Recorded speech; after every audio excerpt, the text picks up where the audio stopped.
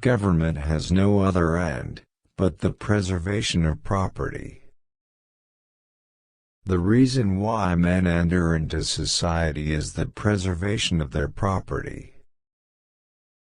Every man has a property in his own person. This nobody has a right to, but himself. Where there is no property, there is no injustice. The end of law is not to abolish or restrain, but to preserve and enlarge freedom. For in all the states of created beings capable of law, where there is no law, there is no freedom. All mankind, being all equal and independent, no one ought to harm another in his life, health, liberty or possessions. Reverie is when ideas float in our mind without reflection or regard of the understanding. No man's knowledge here can go beyond his experience.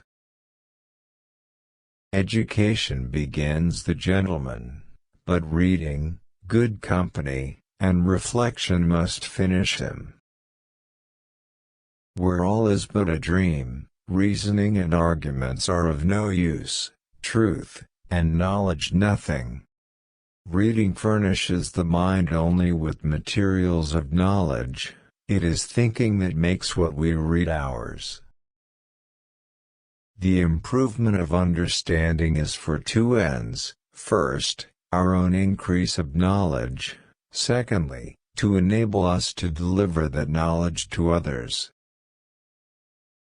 We should have great fewer disputes in the world if words were taken for what they are, the signs of our ideas only, and not for things themselves. New opinions are always suspected, and usually opposed, without any other reason but because they are not already common. There is frequently more to be learned from the unexpected questions of a child than the discourses of men.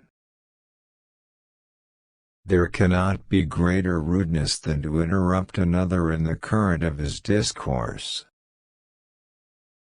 I attribute the little I know to my not having been ashamed to ask for information, and to my rule of conversing with all descriptions of men on those topics that form their own peculiar professions and pursuits. An excellent man, like precious metal, is in every way invariable. A villain, like the beams of a balance, is always varying, upwards and downwards. We are like chameleons. We take our hue and the color of our moral character from those who are around us. The discipline of desire is the background of the character. A sound mind and a sound body is a short, but full description of a happy state in this world. He that has these two, has little more to wish for, and he that wants either of them, will be little the better for anything else. It is easier for a tutor to command than to teach. Fashion, for the most part, is nothing but the ostentation of riches. To love our neighbor as ourselves is such a truth for regulating human society, that by that alone one might determine all the cases in social morality. Please subscribe my channel.